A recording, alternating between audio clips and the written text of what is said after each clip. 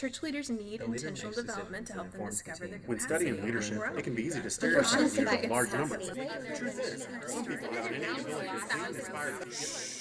I think the number one problem that I'm seeing in church revitalization in an established church is we assume we're going to do it the same way as every church out there. Welcome to the Vanderbloemen Leadership Podcast, where we talk about how to build, run, and keep a great team. I'm your host, Holly Tate. On today's episode, William talks with Ron Edmondson, the senior pastor at Immanuel Baptist Church in Kentucky. Ron has been both a church planter and the senior pastor at an established church.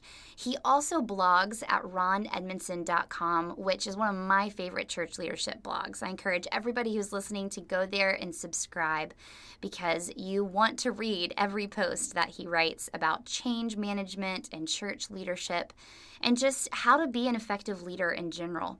So on today's episode, William and Ron talk about how do you effectively lead change in an established environment. I hope you find it inspiring as you be the best leader you can be at your church. Be sure to tweet your takeaways with us using the hashtag Vandercast. That's hashtag Vandercast. Here's William and Ron.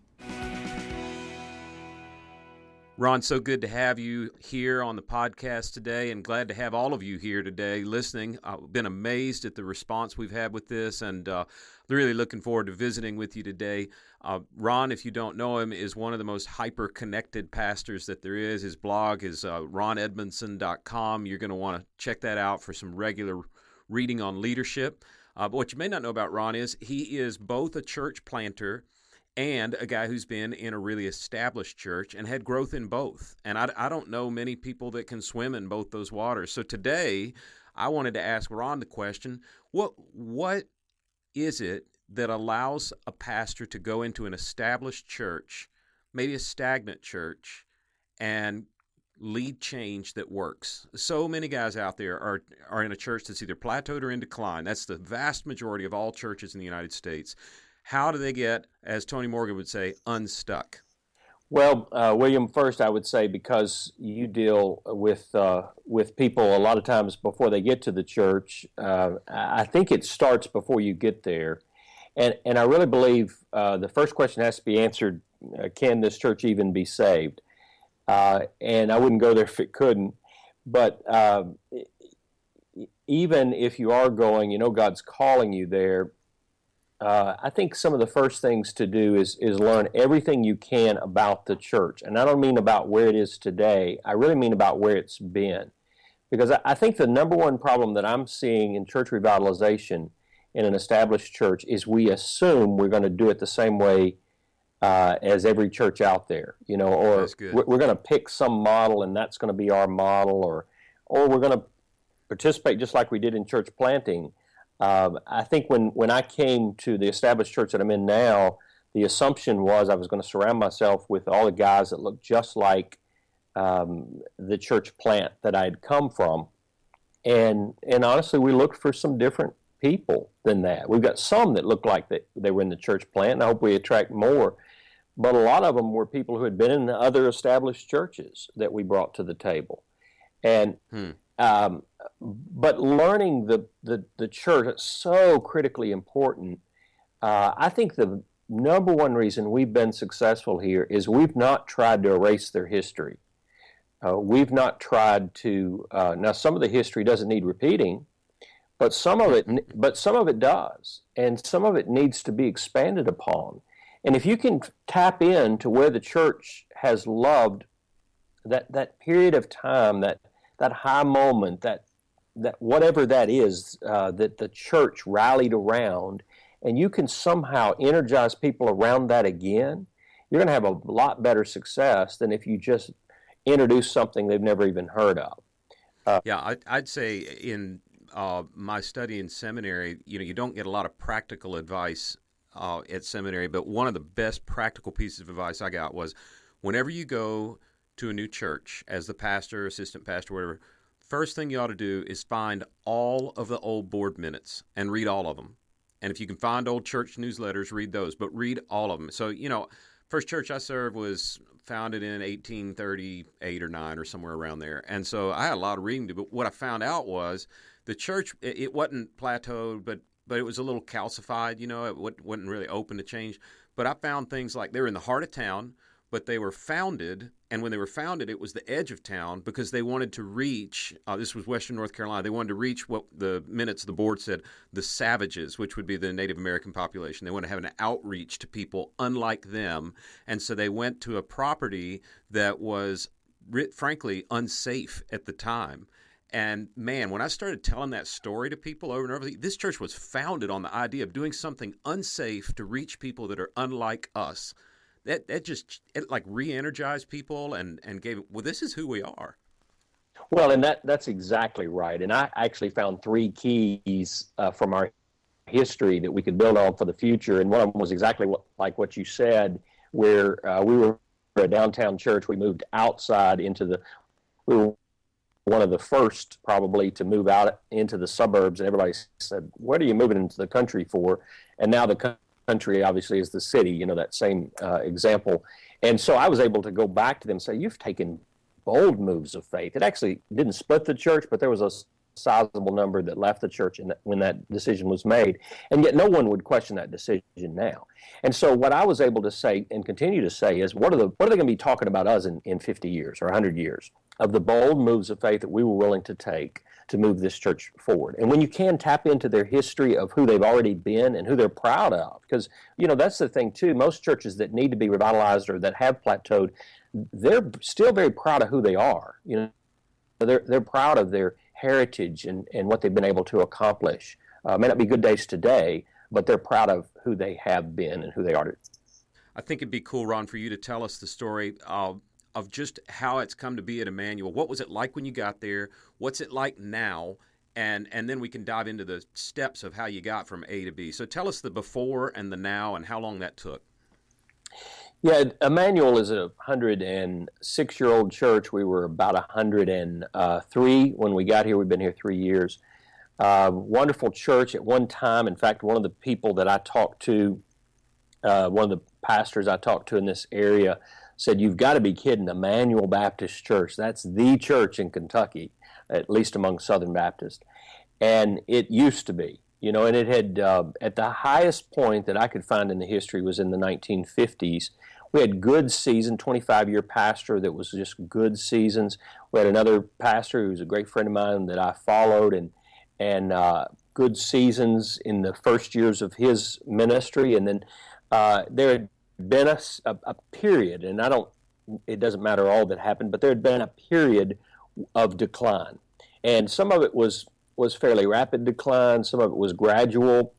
So when we came, there had been just a drought, if you will. And, it's funny, though, talking to people, because I can look at the numbers. I know what the numbers were doing, but you could talk to people and they say, well, we've never really had any decline, because people, it happens gradually over time. They can't even see it occurring. But the church in its highest day was probably a 1,500-person church average. And when we got here, there were a really good day was 1,000. Most of the time it was more between 800 and 900, something like that. So that's what was occurring when we got here. We also, financially, we were struggling. They had done a marvelous job of holding the line, and so that staff members were kept and the bills were paid. But things were just tight. You didn't spend a dime without a lot of people's approval. That type of culture was here. There was a lot of fear among leadership of making new decisions and that sort of thing, which is very typical. So that's kind of where we were when we came. Today, fast forward 3 years, God has just been tremendous in His grace, and we've obviously worked very hard. We've surrounded ourselves with an incredible team, and God has been faithful. Yesterday we had just over 2,500 people. So, wow. It's been a tremendous journey. It's been a hard journey. In fact, I've been in ministry going on 15 years. This is the hardest season of my ministry, to be candid. But we're in a place now where we've weathered some storms. We've certainly proven that this church can grow, and so now we've got some wheels under us, and ready to see what's next. That's awesome, man. And so when you first got there, you talked about learning some of the key lessons of the history of the church. What were some of the other things you had to do as the new guy in town to win favor and trust, so you could make some of those bold changes? Well, I wanted to know all the key leaders in the church and in the community. And obviously that means not just the people who are holding positions. It also means people who are not holding positions but hold power and influence. And so I spent the first 6 months, literally, the concept never eat alone. I was at a breakfast, a lunch, and many times a dinner with one of those leaders and worked through that list. And again, that was in the church and in the community. I wanted to get to know the community because I don't think you can reach a community that you don't know. And so just spent a lot of time getting to know people, getting to, again, know the history, and just learning everything that I could. And one of the things that I try to practice, and I say this to pastors all the time, I had to really learn to prioritize my time. I couldn't be everywhere and do everything. Now, a new pastor comes to town, everybody wants to entertain him and that sort of thing, and that's great. You can do much of that, but I had to very decidedly, I had to discipline my time to make sure I was in the right places that could have the greatest impact in the church in those early days. Ron, when you mentioned earlier, I think you've got to assess whether or not a church can be saved. That's got to be kind of frightening to people. People say, well, my church is, of course we can turn around. And frankly, pastors are kind of the worst at making this assessment because we banked our entire career on this story of no matter 70 times 7 times you can mess up and you can still be forgiven and people can die and be, rise from the dead. And so you get it in your head that you can turn anything around. If you're trying to assess whether or not to go to a church, whether or not it can be turned around, what would you think are some of the key indicators that you would look for? Well, I would say certainly an ability to speak into the staffing structure and who can sit at the table, how you are able to surround yourself with leaders, how decisions are made, how much freedom the pastor has to navigate change and to introduce change, and how receptive the church has been in the past to change. I would be wanting to know when was the last time something major was changed, and how did people respond to it. A lot of that has to do too with just demographics and location.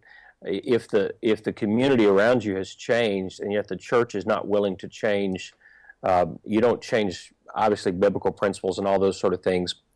But certainly, who's sitting in the pews needs to represent who's sitting in the community directly around the church. If the church is not willing to do that and embrace the community around them, it's going to be very difficult to turn that church around. So mostly I would want to know how receptive they are to change, because you can't get somewhere new without some change. That is so good. And I can't tell you the number of times I hear when we do a search for a church, well, we used to need this kind of person, but now the whole community has changed. I was on the phone earlier this morning with a pastor of a great Baptist church here in Texas, and he was planning on retiring at 70, but at around 65, they looked up and realized, man, we used to be all one type of person, and now the community has shifted, and we are, largely Latino in our general population around us, and I'm not reaching those folks. And so he formed a succession plan with the pastor who was his teaching pastor, who happened to be of Latin descent, and it's gone great. But knowing ahead of time, what will this community look like in 20 years, and can the church shape itself or change enough to reach that community is a key question that I think everyone in the country ought to pay very close attention to, particularly if you're looking at a church that's near a major metropolitan area, because those are changing very, very rapidly. Absolutely. And you either got to, I just walked through this with another church myself recently, and I said to him, you've got a few options. You can adapt and try to embrace the community that's around you. You can wait and just die yourself there, or you can relocate now. You don't have a lot of options there. That's right. That's right. One thing that I've heard a whole lot with change initiatives is that the key to starting change is creating a sense of urgency among the people you're trying to get to change. Would you agree with that at all? I do, as far as those initial changes that everyone pretty much can get behind. Not everyone will get behind any change, but the majority of people can get behind. You create that sense of urgency. I would add to that, though, there's probably some changes that not everyone would agree with. 80% would say, we don't need to change that. Those type changes need to be done with time. And I'm talking about things like governing structures, or the general culture of the church, like we just talked about, who the church is, who's sitting there, and demographically, and all those sort of things. Those sort of things can be very polarizing. The majority of the church thinks that everything is wonderful. Why would people not want to come to this church? And helping them understand that need to change. There's always an emotion with change, and helping them process through those emotions, helping them see the vision down the road. Those type changes that change DNA, that change cultures, those take more time. And I would say slow down on those. That may be the biggest decision a leader has, is deciding, is this a fast change or is this a slow change? And knowing that difference could make all the difference in the world as far as whether you're successful with the change. So give me an example or two of the sort of slam dunk, this is easy, everybody will get behind it, changes that you've made at Immanuel. Well, some of those would be personnel related, and so I couldn't talk a lot of details about that. But Sure. But there are some, and I say this all the time. I can talk generically about, or generally about, if there's a staff member that it's just not working out, and everyone kind of knows that, but no one's really addressed it. I would address those quickly. I think churches wait too long on those type things. You are preaching to the choir, my friend. I say this probably every other podcast that comes up: hire slowly, fire quickly. Yeah, and that's hard. Churches don't like to do that. It's very hard, but frankly, you're not helping anybody in the equation by dragging it out. And my friend Sam Chan has he says, if you sit in a staff meeting and you say to your team, here's a blank sheet of paper, no one's going to know who wrote what, but if there's somebody on our team that needs to go, write their name down and let's turn them all in, and I'll just see what's what. He says he's done this exercise with churches, and most of the time it's the same name on the piece of paper for everybody except for the person that is that name. Yeah. Wow. Everybody already knows it. It's just it. And if you as the leader figure it out, that's probably because everybody else has already figured it out.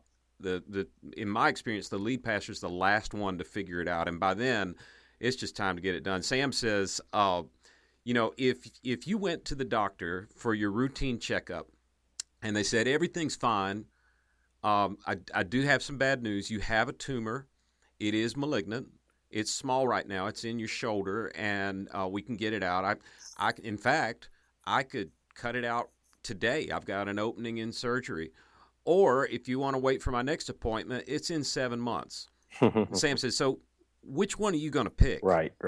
Absolutely. And he said he told it one time at a pastor's retreat with about 100 pastors of fairly significant churches. And as soon as he finished telling the story, one of the pastors said, can we take a 15-minute break?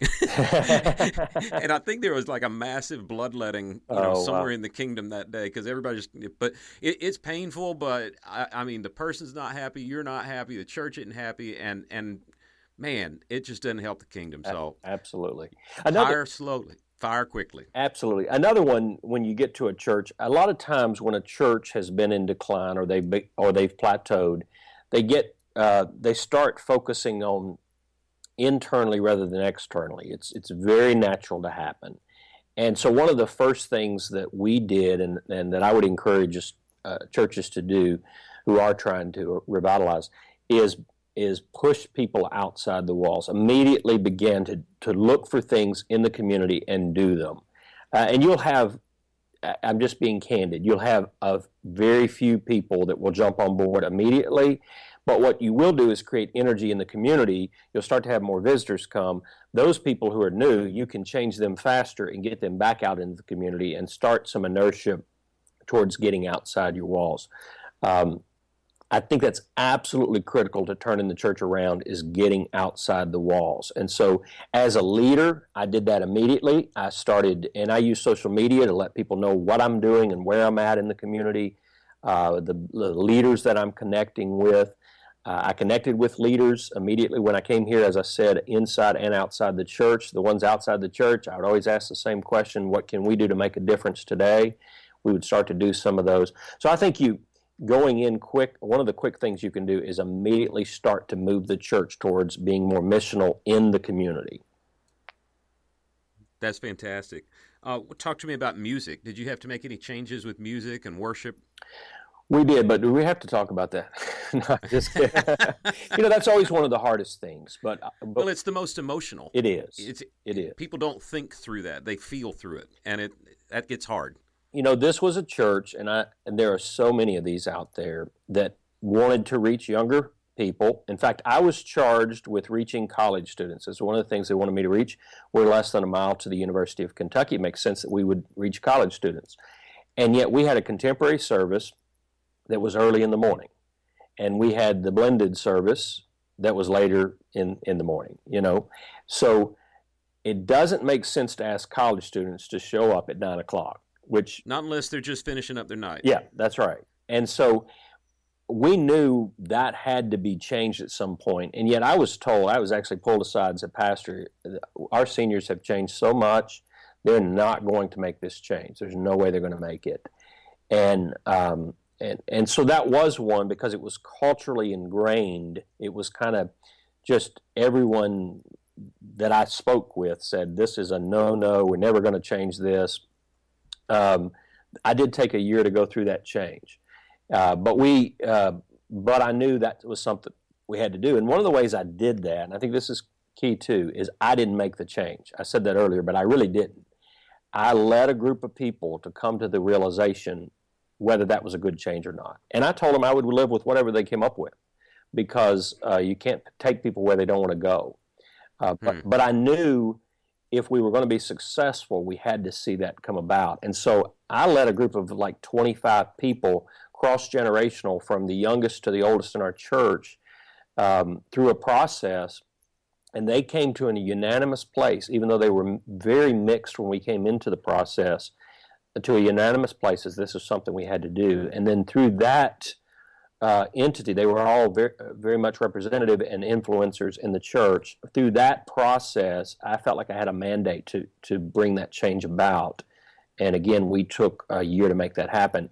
And we made I don't remember how big it was, 4 to 6 page brochure on why we were changing our services around. I mean, so it was that methodical in the process. And yet we've never looked back. And I shared numbers earlier. There's no way we could have achieved that without making that change. Absolutely. And I've messed up a lot of change initiatives, but one that went well, we did it was back when Sports Center used to do the Did You Know, before the commercial break, if people remember that. We ran a Did You Know campaign all through the church, put banners up saying, Did you know? We were the first church in the state of Texas to be on the radio. Reaching people has always been what we do. Get ready for something new. And reminding people of how changing to meet the needs of a new day. I mean, there is no church that was planted with the motto of let's plant a calcified church that's inwardly focused. That's right. That's not the reason your church That's exists. not the Great Commission. No, nobody plants a church with that vision. So somewhere back in the archives of your church, there is a story about trying to reach people. And I think tapping into that, if you can unlock that past, you'll unlock the future. That's right. Ron, any mistakes that you see guys make or you have made that you'd say are pretty common in trying to lead change in an established church? Well, moving too fast or moving too slow, and again, determining which one of those is which is key. I think and I would say this is a general leadership thing, but I would say it's also in the subject we're talking about is trying to be the savior of the church. Jesus is the savior, obviously, but trying to be the one person who has all the ideas, and you're the champion of this cause, and you're the you've come in to redeem this church and take it to the. It's very arrogant of us as leaders to assume that the church has never done anything right, and there's no good ideas there, and there's no leaders there that know anything without your input. And I think that pushes people into corners where they have to defend themselves, they have to defend their past, they have to defend what they did, how they do things. Instead of coming in, learning the people, embracing them, I like to say, love the people even when you don't love the church, and I mean the local established, that body and how things function and that sort of thing. Even if you don't love all the bureaucracy and the politics and all that sort of stuff, and many of the things here, we had a very passive-aggressive culture here, and so we'd have a business meeting and people would grandstand about something, and I'm like, where is that in the scriptures? Help me understand that. So I didn't like that about the church, but I had to love the people, even the people who would grandstand. And so, coming in, and I've said I wanted to be very humble and purposeful. Purposeful, I mean, God has called me here for a purpose. Figuring that out is part of the reason I'm here, but He's called me here for a purpose. But being very humble, I don't have all the ideas, and I am going to make mistakes, and we're going to learn together. But, I can cast a vision for where we're going if the people trust me that I believe in them and I love them, and then I care for them, and even that I care that this doesn't always feel good, that emotion of change, I understand it, and I'm willing to hold their hand through it. That's awesome.